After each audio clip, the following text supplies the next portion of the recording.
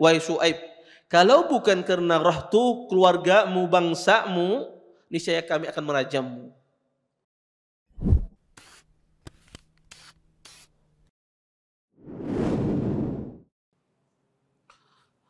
Assalamualaikum warahmatullahi wabarakatuh.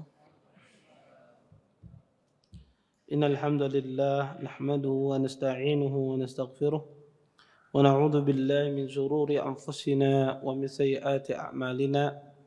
May yahdihillahu fala mudilla lahu wa may yudlil fala hadiya lahu. Asyhadu an la ilaha illallah wahdahu la syarika lahu wa asyhadu anna Muhammadan abduhu wa rasuluh. Fa inna asdaqal hadits kitabullah wa khairul hadi hadi Muhammadin sallallahu alaihi wasallam wa syarrul umuri muhdatsatuha wa kullu muhdatsatin fid din bid'ah wa kullu bid'atin dhalalah wa kullu dhalalatin fin nar. Amma ba'd. Bapak-bapak, ibu-ibu, ikhwan dan akhwat yang senantiasa dimuliakan oleh Allah Subhanahu wa taala. Alhamdulillah, segala puji bagi Allah Subhanahu wa taala dengan limpahan nikmat yang begitu besar, di antaranya nikmat iman, nikmat Islam, nikmat kesehatan, sehingga kita dimudahkan oleh Allah Subhanahu wa taala untuk melangkahkan kaki kita, meluangkan waktu kita untuk bisa berhadir di majelis ilmu. Mudah-mudahan apa yang kita cari, apa yang kita tuntut pada malam hari ini mendatangkan keberkahan dari Allah Subhanahu wa taala, dan kita bisa mengambil manfaat dari apa yang akan disampaikan nantinya. Bapak, Ibu, ikhwan dan akhwat yang dimuliakan oleh Allah Subhanahu wa taala, kita lanjutkan kajian kita tentang Sirah An-Nabawiyah, pembahasan dari kitab Khulasah Nurul Yaqin. Kita masuk pada pembahasan baru, yaitu Ad-Da'watu Jahra, berdakwah secara terang-terangan. Kita bacakan, Istamarrat ad-da'watu as-sirriyah 3 sanawat. Ajaba fi asna'iha kathirun minal ashrafi wal mawali. Kata Syekh, Nabi SAW berdakwah secara sembunyi-sembunyi selama 3 tahun, dan yang menjawab suruhan Nabi itu banyak, dari pemuka-pemuka dan dari budak-budak. Ba'da dzalika umira sallallahu alaihi wasallam bil jahri biqaulihi ta'ala fasda' bima tu'mar wa a'rid 'anil musyrikin. Setelah itu Allah Subhanahu wa taala memerintahkan kepada Rasulullah sallallahu alaihi wasallam untuk mendakwahkan Islam ini dengan terang-terangan, sebagaimana dengan firman-Nya, sampaikanlah, terangkanlah kepada manusia dari apa yang telah diperintahkan kepadamu, dan berpalinglah dari orang-orang musyrik. Fasa'ida 'ala as-safa wa nada qaumahu falamma ijtama'u qala lahum hatusaddiqunani fima ukhbirukum bih. Faqalu jami'uhum na'am ma jarrabna 'alayka kadhiba منذ نشأتك إلى الآن. فقال صلى الله عليه وسلم أنقذوا أنفسكم من النار إني نذير لكم من عذاب شديد. Kemudian Nabi pun naik di Bukit Sofa dan memanggil kaumnya. Ketika mereka berkumpul, Nabi berkata, apakah kalian membenarkan apa yang aku sampaikan kepada kalian? Maka mereka mengatakan, iya, sesungguhnya engkau tidak pernah berdusta, ya, semenjak engkau lahir sampai sekarang. Kemudian Nabi pun mengatakan, selamatkanlah diri kalian dari api neraka. Sesungguhnya aku memberikan peringatan untuk kalian dari adab yang sangat pedih. Faqala lahu ammu Abu Lahab. Berkata saat itu pamannya Abu Lahab, Tabban laka ya Muhammad, celaka engkau wahai Muhammad. alihadza jama'tana, apakah karena ini engkau mengumpulkan kami? Fa anzalallahu fi haqqihi surat al-Lahab. Kemudian Allah Subhanahu wa taala menurunkan pada perkataan Abi Lahab tersebut sebuah surah, ini namanya surat al-Lahab. Kata Allah, tabbat yada Abi Lahab wa tabb, celaka ya tangannya Abi Lahab, wa tabb, dan kebinasaan baginya. Bapak Ibu, ikhwan dan akhwat yang dimuliakan oleh Allah Subhanahu wa taala, di sini Syekh menjelaskan tentang bahwasanya Nabi SAW berdakwah secara terang-terangan. Kita tahu pada pertemuan sebelumnya kita jelaskan bahwasanya Rasulullah SAW memulai dakwahnya dengan cara sembunyi-sembunyi. Dengan cara sembunyi-sembunyi. Dikatakan oleh ahli sejarah, Nabi SAW berdakwah dengan cara sembunyi-sembunyi itu selama 3 tahun. Setelah 3 tahun, banyak orang yang menerima dakwah Nabi. Dakwah Nabi tersebar dari rumah ke rumah, ya, dari satu orang ke orang lain tersebar, terdengar dakwah Rasulullah SAW. Selama 3 tahun itu yang masuk Islam, yang menerima dakwah Nabi SAW sebanyak 60 orang kurang lebih.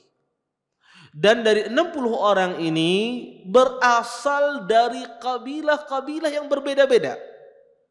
Berasal dari suku yang berbeda-beda. Dan di antara mereka ada asyraf, orang-orang besar. Dan di antara mereka ada yang budak-budak.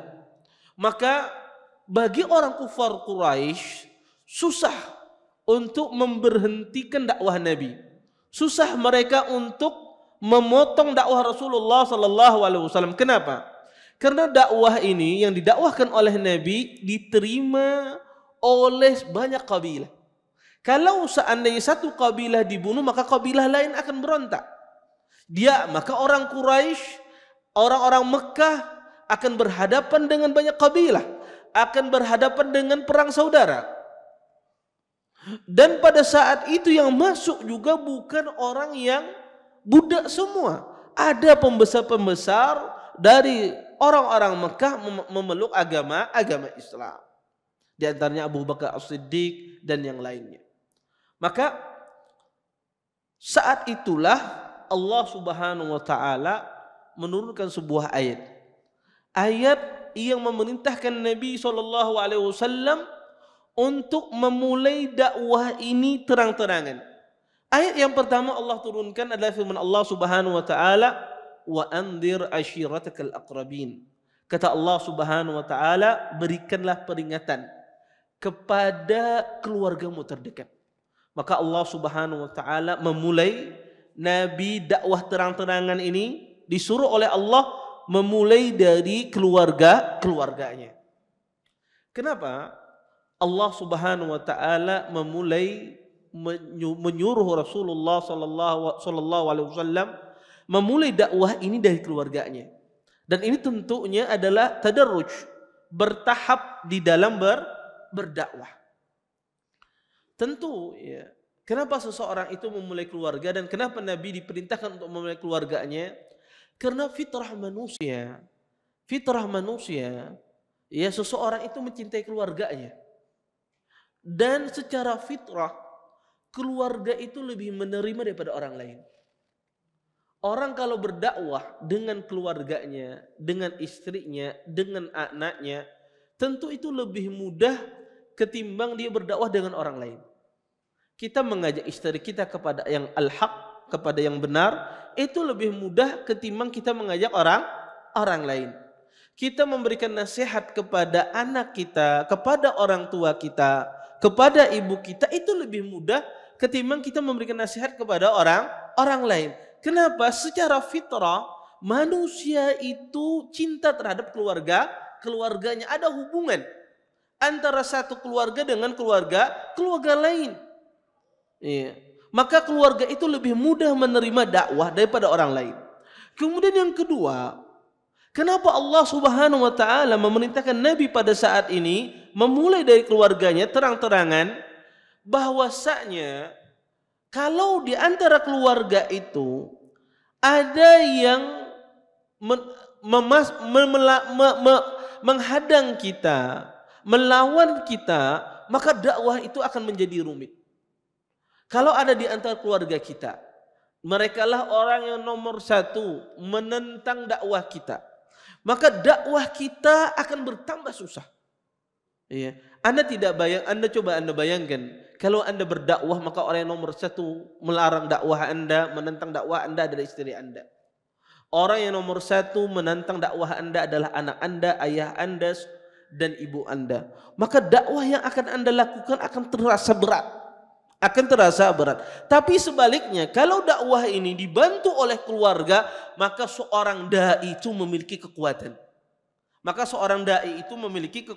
Kekuatan. Iya. Oleh karena itu, Nabi Lut alaihissalam, iya, ketika beliau kaumnya, iya, kaumnya melakukan perbuatan maksiat, pada saat itu kata Nabi Lut alaihissalam, ya, ketika kaumnya ingin mengambil tamunya Nabi Lut, ya, mendatang ke rumah Nabi Lut ingin mengambil tamunya, karena pada saat itu kaum Nabi Lut adalah kaum homoseksual. Kata Nabi Lut alaihissalam, "Lau anni li bikum quwwah." Kalau seandainya saya punya kekuatan akan saya hancurkan kalian, kata Nabi Lut. "Au awi ila ruknin syadid." Atau aku bersandar kepada keluargaku. Kalau aku punya keluarga, kata Nabi Lut alaihissalam, niscaya ya keluargaku akan membantuku. Tapi qadarullah, Nabi Lut alaihissalam tidak ada yang membantunya. Maka Nabi alaihissalam mentaklik, yang mengomentari perkataan Nabi Lut, kata Nabi alaihissalam, rahimallah Lut alaihissalam, semoga Allah merahmati Lut alaihissalam, faqad awa ila ruknin syadid. Sesungguhnya Lut ini, kata Nabi sallam, Nabi Lut alaihissalam, sungguh dia telah bersandar kepada zat yang maha kuat, yaitu Allah azza wa jalla. Makanya tidak ada Allah utus setelah itu seorang nabi kecuali para nabi itu memiliki ansar, penolong yang menolong agama Allah Subhanahu wa taala. Makanya ketika ada sekelompok orang datang kepada Nabi Syuaib, dengan mengatakan, ya, ingin membantah dakwah, ingin menentang dakwah yang dibawa oleh Nabi Syuaib alaihissalam. Apa yang mereka katakan? Kata mereka, laula rahtuka la rajamnak. Wahai Syuaib, kalau bukan karena rahtu, keluargamu, bangsamu, niscaya kami akan merajammu.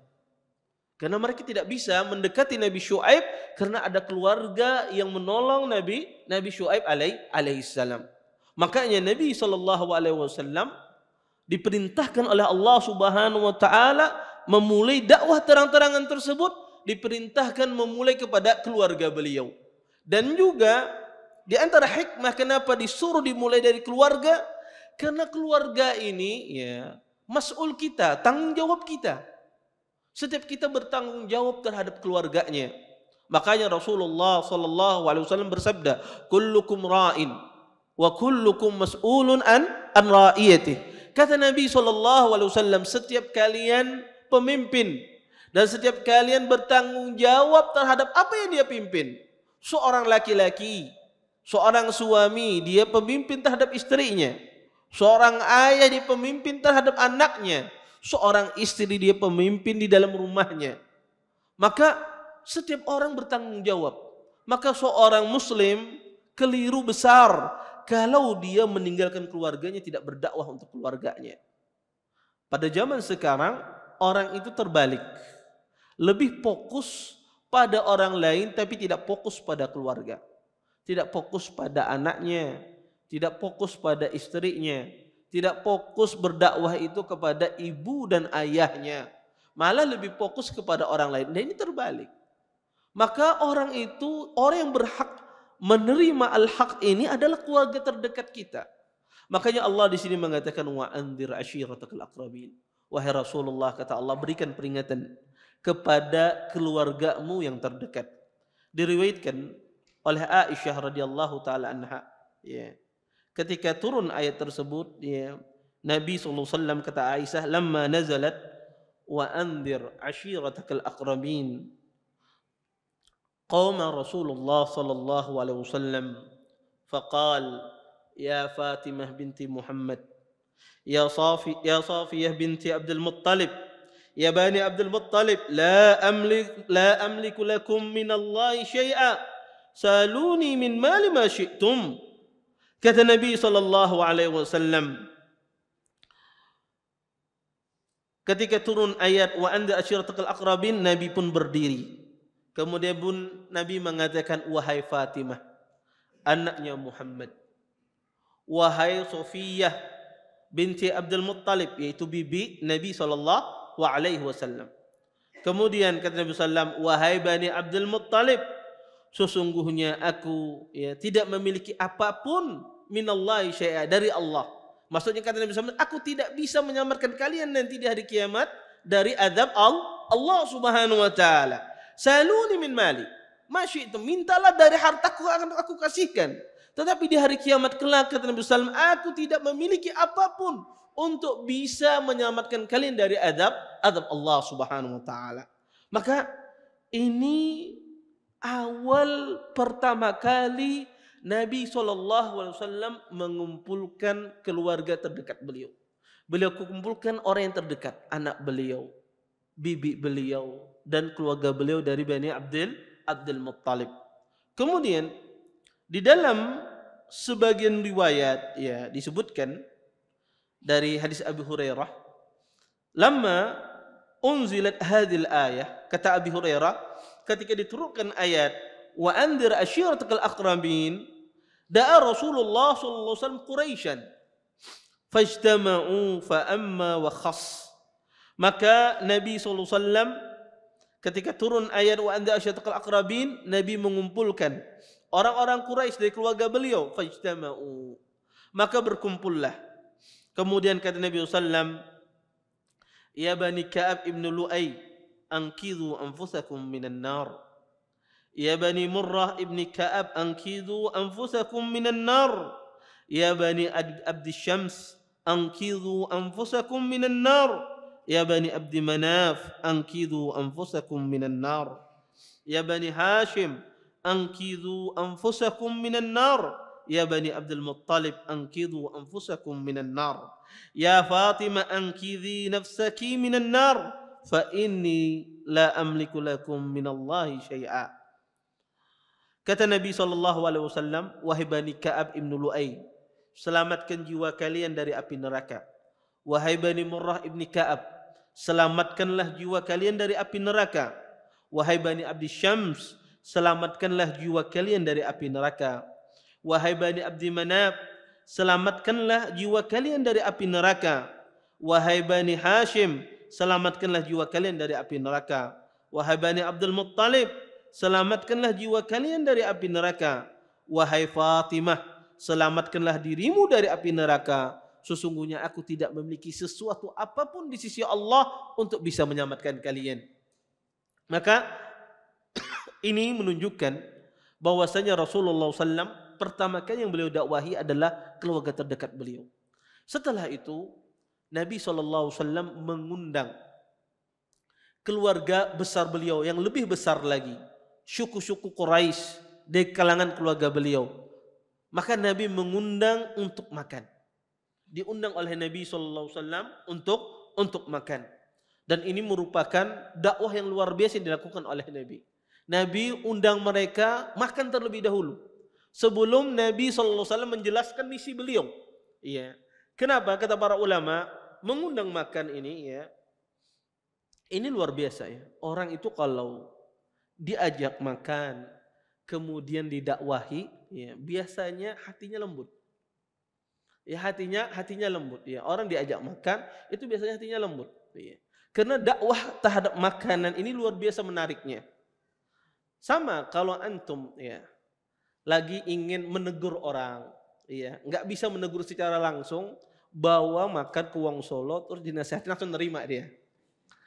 Langsung nerima. Kenapa? Karena orang itu kalau disampaikan dengan cara lembut, diajak makan, maka dia menerima. Sama santri ataupun mahasiswa ataupun nakal-nakal apa macam, diajak makan, setelah itu dinasihati langsung menerima. Tapi kadang kalau enggak dibawa makan terlebih dahulu, dinasihati hatinya apa? Dongkol aja. Ya, dia iya saja tapi tidak merasa. Tapi kalau bawa makan, diajak, ya orang itu biasanya lebih menerima. Dan ini dilakukan oleh Nabi. Dan beliau mengajak, subhanallah, keluarga beliau yang besar diajak makan oleh Nabi, dibikinkan makanan oleh Rasulullah sallallahu alaihi wasallam. Ketika Nabi subhanallah membikinkan makanan yang begitu besar, yang mengajak keluarga-keluarga beliau, maka pada saat itu hadir dari Bani Hashim, hadir juga dari bani-bani yang lain, dan pada saat itu hadir pula Abu Lahab. Hadir pula Abu Lahab. Dan Nabi SAW ketika mereka selesai makan, Nabi belum berbicara, Abu Lahab sudah paham. Abu Lahab sudah paham. Ya. Maka Abu Lahab langsung berbicara sebelum Rasulullah SAW yang berbicara.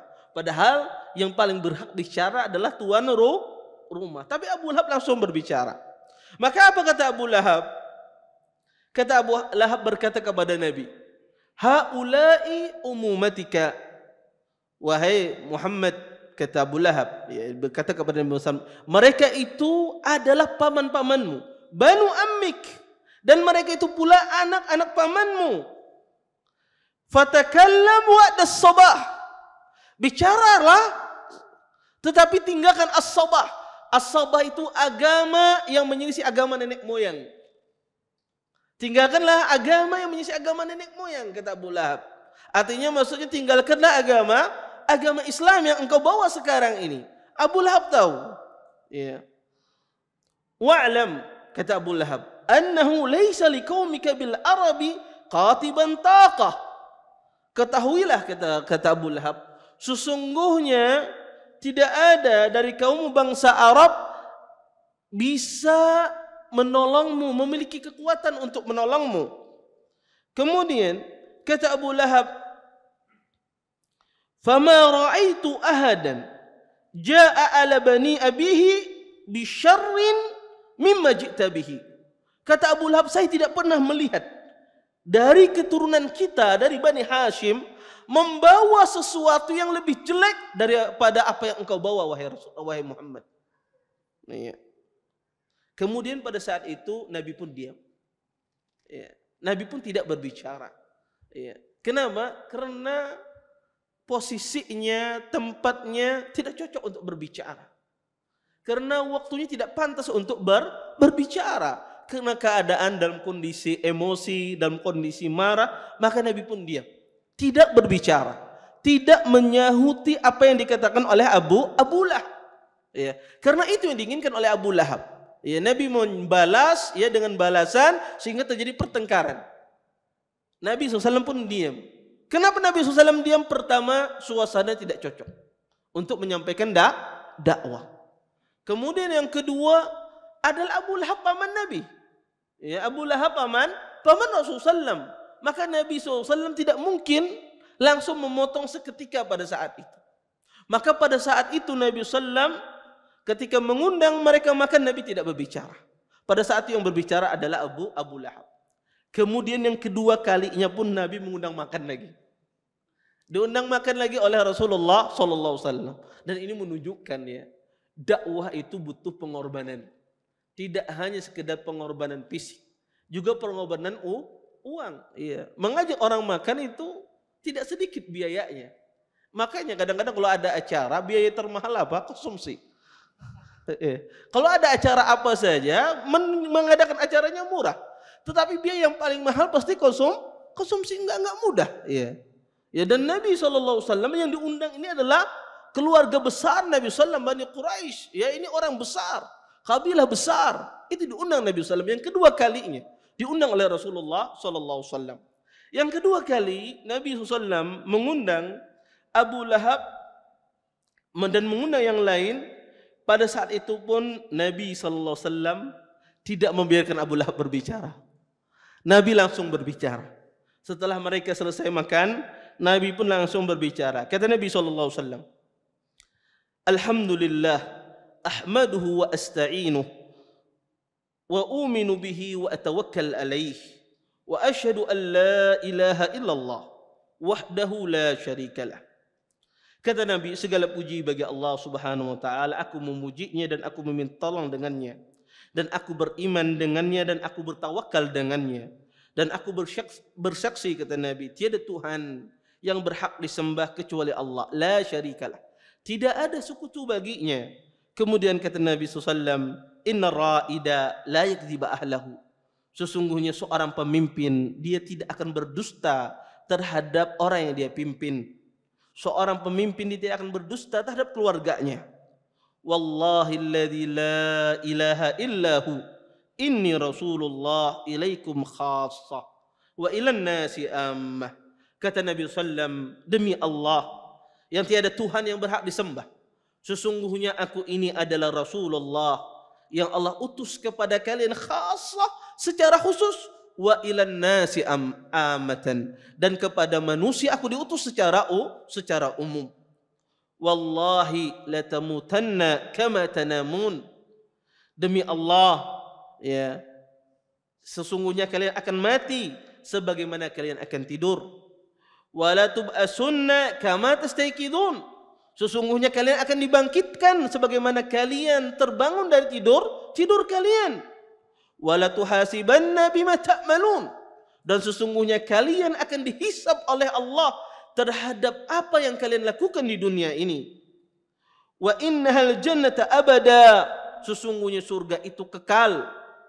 Awin nari abada, ataukah kalian masuk neraka yang kekal. Kemudian setelah mendengar apa yang disampaikan oleh Nabi sallallahu alaihi wasallam, maka ada di antara respon dari keluarga Nabi SAW yang luar biasa. Di antaranya ada respon Abu Talib. Ketika mendengar tersebut, maka Abu Talib pun mengatakan, kata Abu Talib, ma ahabbu ilaina muawanataka wa aqbalna linasihatika wa ashaddu tasdiqina lihadisika. Kata Abu Talib, tidak ada sesuatu yang lebih kami sukai, kata Abu Talib, subhanallah, daripada ingin menolongmu. Dan tidak ada sesuatu yang lebih kami sukai kecuali menerima apa yang engkau sampaikan, nasihat yang engkau sampaikan. Wa asyaddu tasdiqina li hadisika, dan kami sangat membenarkan apa yang engkau sampaikan. Subhanallah. Kemudian kata Abu Talib, wa haula'i banu abik, wahai Rasulullah, sesungguhnya itu adalah anak bapakmu, ya maksudnya keluargamu. Mujtami'un wa innama ana ahaduhum ghairu anni asra'uhum ila ma tuhib. Wahai Rasulullah, sesungguhnya itu adalah saudara-saudara abimu berkumpul, ya, dan aku salah satunya, kata Abu Talib. Kecuali aku, perbedaan aku dengan mereka adalah aku orang yang paling cepat menjawab apa yang engkau serukan, menyukai apa yang engkau serukan. Kemudian kata Abu Talib, famdi lima umirta bihi, wahai Rasulullah, jalankan terhadap apa yang engkau diperintahkan. Fa wallahi la azalu ahutuka wa amna'uka ghairu anna nafsi la tutawi'uni ala firaqi dini Abdul Muttalib.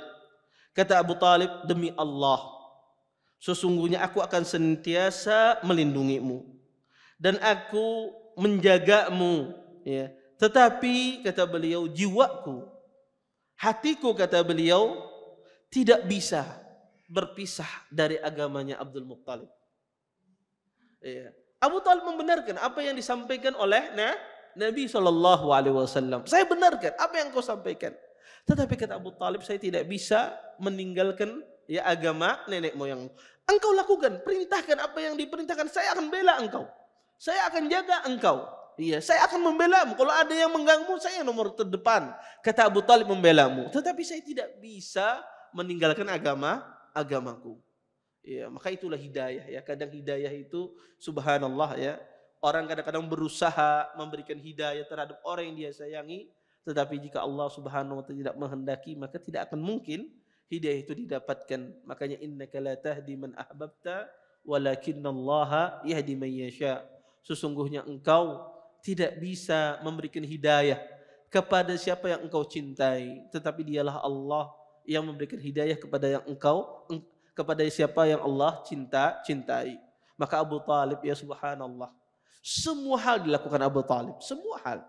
Ia membela Nabi, berjuang dengan hartanya, berjuang dengan fisiknya, semuanya dilakukan oleh Abu Talib, kecuali satu hal, tidak beriman.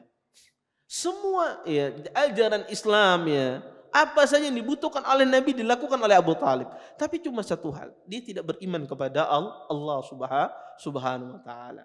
Kemudian setelah Abu Talib berbicara demikian, maka Abu Lahab pun menempalinya. Apa kata Abu Lahab? Hadhihi wallah as-saw'ah. Khudhu ala yadayhi qabla an ya'khudha ghairukum. Kata Abu Talib, kata Abu Lahab, hadza wallahi, demi Allah ini saw'ah. Ini adalah masalah besar, ya. Ini ada sebuah kejelekan. Kemudian ambillah Muhammad tersebut, ya. Ambillah Muhammad tersebut, maksudnya adalah larang Muhammad tersebut, ya, sebelum orang lain mengambil Muhammad, maksudnya mengambil Rasulullah sallallahu alaihi wasallam. Kemudian berkata Abu Talib, wallahi la namna'hu ma baqina. Demi Allah, kata Abu Talib, saya akan mencegahnya siapa-siapa yang ingin menyakiti Rasulullah selama kami masih hidup. Ya. Maka ini tahapan kedua yang dilakukan oleh Nabi SAW. Beliau mengumpulkan keluarga beliau yang lebih besar. Ya. Kemudian setelah itu Nabi pun bertadarrud.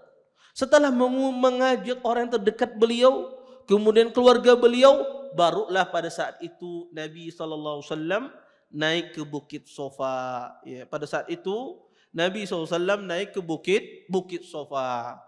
Kemudian Nabi SAW ya, mengatakan ketika beliau naik ke Bukit Sofa, Nabi mengatakan, ya sobahah, kata Nabi SAW. Karena kata sobahah itu adalah kalimat penting dari bangsa Arab.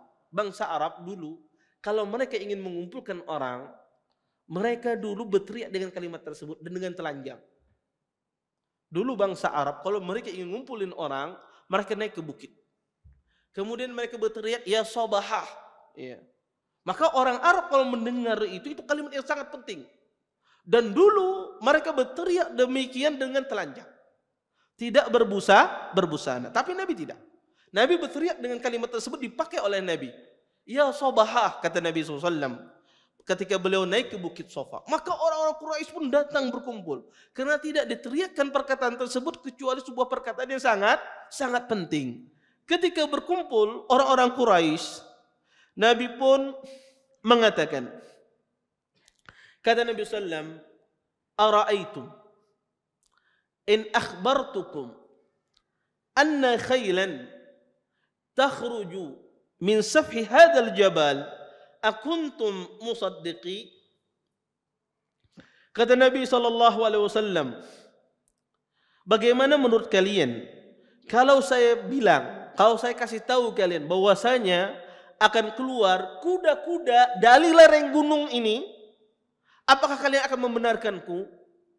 Kemudian kata orang-orang Quraisy, ma jarabna 'alaika kadziba. Wahai Rasulullah, engkau tidak pernah berdusta atas kami akan percaya. Kemudian kata Nabi SAW, setelah mereka mengatakan demikian, kata Nabi SAW, fa inni nadhirun lakum baina yaday adzabun syadid. Kata Nabi SAW, kalau begitu aku memberikan peringatan kepada kalian. Sesungguhnya ya, aku diutus untuk menyelamatkan kalian dari azab yang sangat pedih. Ya. Kemudian Nabi pun menerangkan tentang kalimat tauhid. Kemudian pada saat itu Abu Lahab berkata, kata Abu Lahab, tabbat laka ma jama'tana illa lihadza. Kata Abu Lahab, celaka engkau wahai Muhammad. Dia mengatakan demikian, engkau mengumpulkan kami cuma hanya dengan ini saja, karena dengan kalimat ini saja. Pada saat itulah Allah Subhanahu wa taala menurunkan ayat tabbat yada abi lahabi wa tabba. Maka disinilah ya, orang-orang kufar Quraisy mengetahui semuanya tentang dakwah yang dibawa oleh Nabi SAW. Maka Nabi SAW tidak hanya berdakwah terang-terangan, ya, dimulai dari keluarga, tapi semuanya didakwahkan oleh Nabi Shallallahu Alaihi Wasallam. Tetapi Nabi lakukan dengan tadarruj, dengan bertahap.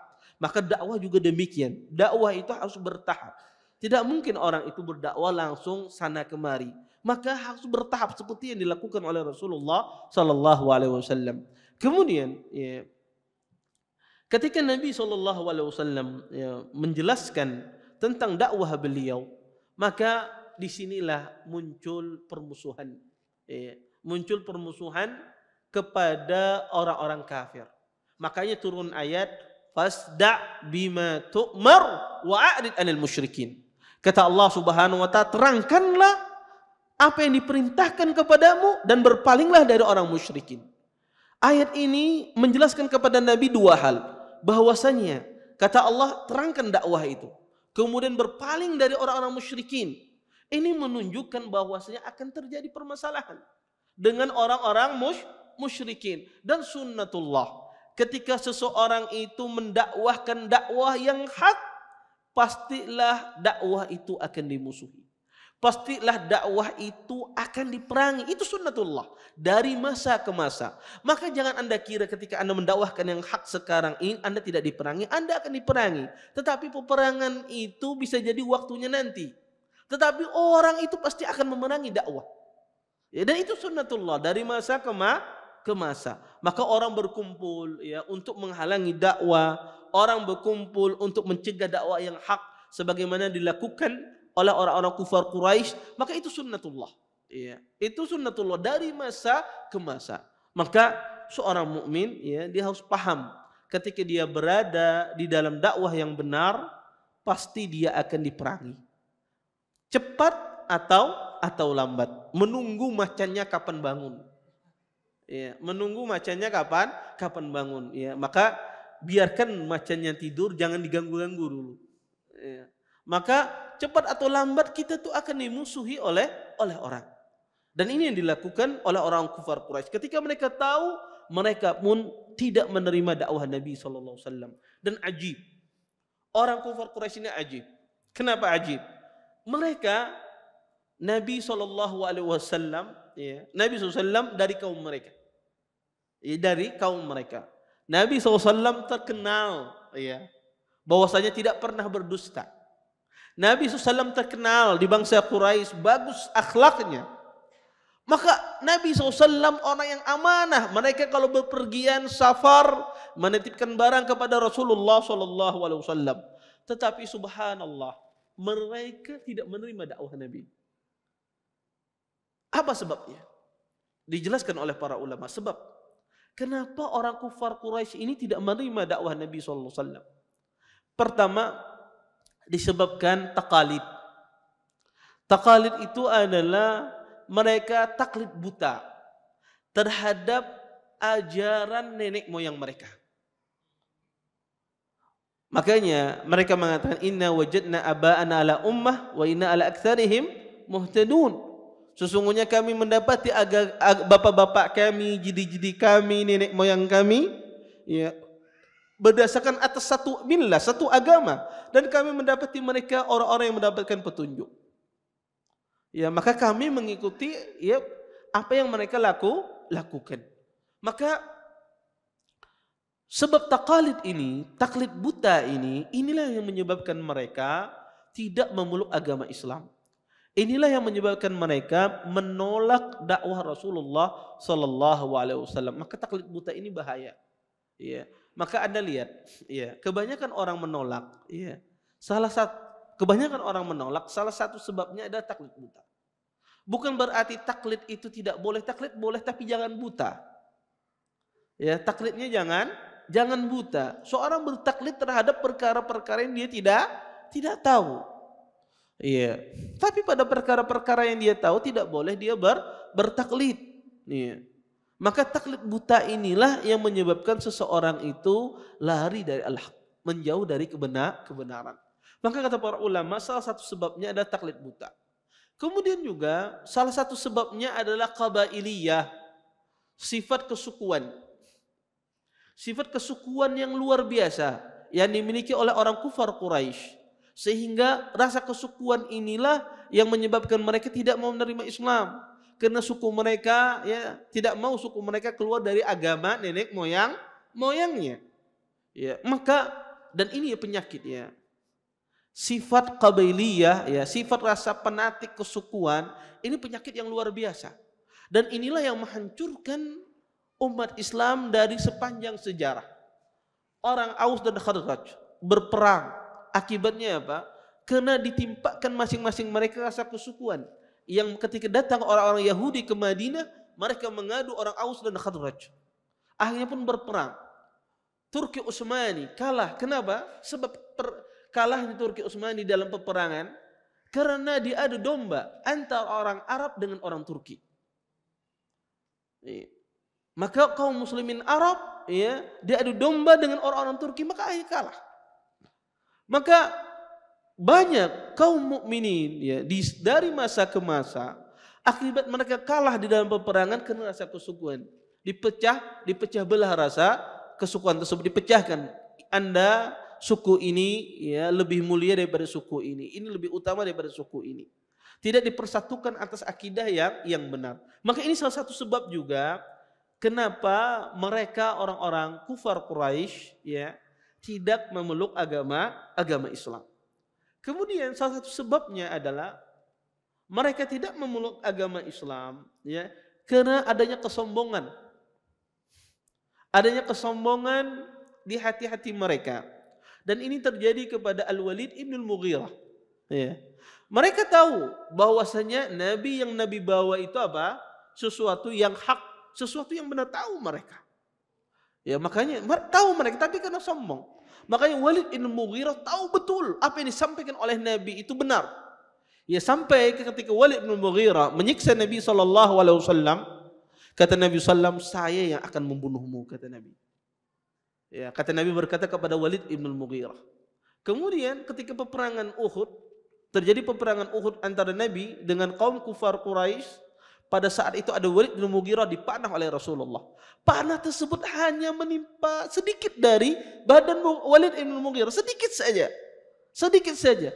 Kemudian Walid bin Mughirah berteriak, "Qatalani Muhammad." Kata Walid bin Mughirah, "Saya telah dibunuh oleh Muhammad." Kata orang kufar Quraisy, "Wahai Walid, ya, tidak apa-apa, cuma luka sedikit saja, terkena goresan panah." Enggak, kata Walid bin Mughirah. Sesungguhnya Rasulullah pernah berkata kepadaku, dia akan membunuhku. Dan ini benar, dia telah membunuhku, kata dia. Maka mereka tahu apa yang disampaikan oleh Nabi SAW, tapi karena kesombongan yang luar biasa. Bapak ibu ikhwan dan akhwat yang dimuliakan oleh Allah Subhanahu wa taala. Maka ya, salah satu sebab juga orang kufar Quraisy itu tidak menerima dakwah Nabi pada Rasulullah dari kaumnya karena kesombongan. Maka orang sombong ini luar biasa. Makanya Nabi SAW mengatakan al-kibru batarul haqqi wa ghamtun nas. Kesombongan itu menolak kebenaran dan menghinakan manusia. Karena orang itu kalau sudah sombong dia apapun tidak akan dia terima. Makanya Allah katakan dalam Al-Qur'an, wa ja'alna ala qulubihim akinnah. Kami jadikan di dalam hatinya tertutup, ya. Tidak paham dia. Wa fi adhanihim waqra, dan di telinganya tidak mendengar, ya. Terhalang dari mendengar al-haq, ya. Wa iyara kulla ayatin la yu'minu biha. Walaupun dia melihat semua ayat kebesaran Allah, tanda-tanda Allah, kalau dalam hatinya ada kesombongan, maka dia tidak akan beriman. Tidak akan beriman. Ya, maka kesombongan ini juga salah satu sebab penghalang orang-orang kufar Quraisy, mereka menolak dakwah Nabi SAW, menerima dakwah Nabi SAW. Kemudian di antara sebab juga adalah ghaba, kebodohan. Dari mana kita tahu? Di antara mereka ada yang bodoh. Ya. Karena ketika Nabi SAW mengatakan, "Qul la ilaha illallah tuflihu," katakan la ilaha illallah, maka kalian akan beruntung. Apa kata mereka? Aja'altana alihatana ilahan wahida, inna hadza la syai'un ujab. Kata mereka, "Wah, apakah engkau ingin menjadikan Tuhan kami Tuhan yang satu? Sesungguhnya ini perkara aneh." Kata mereka, aneh sekali mau Tuhan dijadikan satu. Sesungguhnya perkataan ini adalah perkataan ghaba, perkataan yang bodoh. Ya. Kalau seandainya Tuhan itu banyak, ya, maka akan terjadi kekacauan di dunia. Ya. Makanya Allah katakan, "Lau kana fihi ma'alihatun illallah la fasadata." Kata Allah Subhanahu wa taala, kalau seandainya di dunia ini ya ada Tuhan dua orang selain Allah, maka akan merusak. Yang satu ingin Tuhannya matahari terbit dari timur, yang satu dari barat. Ya. Yang satu ingin matahari terbit di siang hari, kada matahari terbitnya di malam hari, bulan di siang hari. Ya. Maka kata Allah, pasti ada, kalau ada Tuhan lebih dari satu akan terjadi kerusakan, kata Allah Subhanahu wa taala. Ini menunjukkan gabah ya, mereka ada di antara mereka tidak memeluk agama Islam akibat apa? Kebodohan. Kemudian di antara mereka ada pula tidak memeluk agama Islam karena takut maslahat mereka. Maslahat, baik itu maslahat yang berkaitan dengan harta. Di antara mereka mendapatkan keuntungan ketika orang-orang itu menyembah berhala. Ya. Maslahat duniawi, dan mereka takut kalau seandainya Islam datang maka kehidupan duniawi mereka akan sengsara. Inilah kata para ulama faktor-faktor sebab kenapa orang-orang kufar Quraisy itu mereka tidak memeluk agama Islam saat itu. Padahal mereka tahu bagaimana Rasulullah Shallallahu Alaihi Wasallam. Ya, maka ketika turun ayat tersebut, fasda bima tu'mar wa a'rid 'anil musyrikin, maka Nabi pun menyebarkan dakwah Islam, dimulai dari keluarga terdekat beliau, kemudian keluarga beliau dari Bani Hashim, kemudian Nabi pun menyerukan setelahnya kepada orang-orang Mekah dan selainnya. Wallahu taala alam, mungkin ini yang dapat saya sampaikan, mudah-mudahan bermanfaat. Kalau ada pertanyaan silahkan. Wallahu taala alam. Sebelum kita tutup, ada yang bertanya, tafadhol. Ya.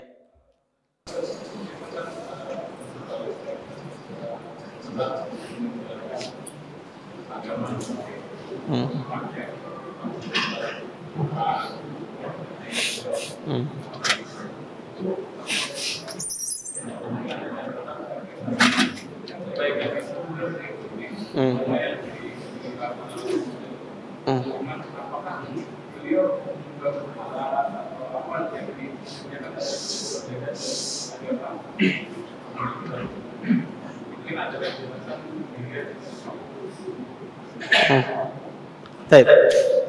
Jazakumullah khair atas pertanyaannya. Taib. Apa yang berbeda? Ya, berbeda adalah ya kita katakan bahwasanya dulu ya orang Arab itu berada dalam agama Nabi Ibrahim, ala millati Ibrahim. Kemudian yang merusak pertama kali agama bangsa Arab adalah Amr ibn Luhai al-Khuzai. Maka dia adalah orang yang pertama kali merusak agama bangsa Arab, karena dialah yang membawa berhala ke kota Mekah. Ya, makanya kata Nabi sallam, ra'aituhu finnar, ra'aitu Amr ibn Luhai al-Khuzai yajurru qasbahu ila nar. Sesungguhnya saya melihat Amr ibn Luhai al-Khuzai, kata Nabi sallam, menarik ususnya di api neraka. Karena dialah yang mengubah agama bangsa Arab. Nah, setelah Amr bin Luhai al-Khuzai mengubah bangsa agama Arab, maka banyak di antara orang Arab itu menyembah berhala. Maka termasuk yang menyembah berhala adalah Abu Talib. Ya. Maka dia menyembah berhala. Itu kan itu agama nenek moyangnya. Maka disitulah ya perbedaannya, dia menjadikan berhala itu sebagai Tuhan. Tentu kita pelajari dalam tauhid ya. Orang jahiliyah ya, mereka menjadikan perantara ini sebagai wasithah kepada Allah Subhanahu wa taala, perantara kepada Allah Subhanahu wa taala. Makanya mereka dalam tauhid rububiyah mereka beriman ya. La in sa'altahum man khalaqas samawati wal ard la yaquluna Allah. Ya, jika seandainya kalian tanya kepada mereka siapa yang menciptakan langit dan bumi, niscaya mereka akan menjawab Allah. Tetapi mereka melakukan kesyirikan di dalam tauhid uluhiyah, beribadah kepada selain Allah Subhanahu wa taala. Inilah yang menjadikan Abu Talib itu masuk neraka. Kemudian tetapi ya di dalam Islam beliau diringankan siksanya. Ya, kata Nabi sallallahu alaihi wasallam, inna ahwa ahlan nari adzaban yaumil qiyamah yaghli minhuma dimaghuhu kama yaghli mirjali al-qumqum. Kata Nabi SAW, sesungguhnya orang yang paling ringan siksanya nanti di hari kiamat adalah orang yang memakai dua terompah besi. Kemudian ya menyala, mendidih otaknya ya sebagaimana air mendidih ketika dipanaskan. Yaitu Abu Talib. Ya, ini jelas beliau di neraka, tetapi adabnya lebih ringan. Ya, salah satu sebabnya adalah karena dia membela agama Allah Subhanahu Wa Taala. Maka ini sebab kenapa ya Abu Talib itu ya dia dimasukkan dalam neraka karena tidak beriman kepada Allah Subhanahu Wa Taala. Allah Taala alam. Baik, ada yang lain? Ada yang mau tanya? Tidak ada. Baik. Ya, kalau tidak ada kita tutup dengan doa kafatul majlis. Subhanallahumma bihamdika asyhadu an la ilaha illa anta astaghfiruka wa atubu ilaik. Assalamualaikum warahmatullahi wabarakatuh. Terima kasih. Jazakumullah khairan wa barakallahu fikum. Video ini dibuat atas partisipasi dari donasi Anda. Semoga menjadi amal jariah bagi Anda semuanya.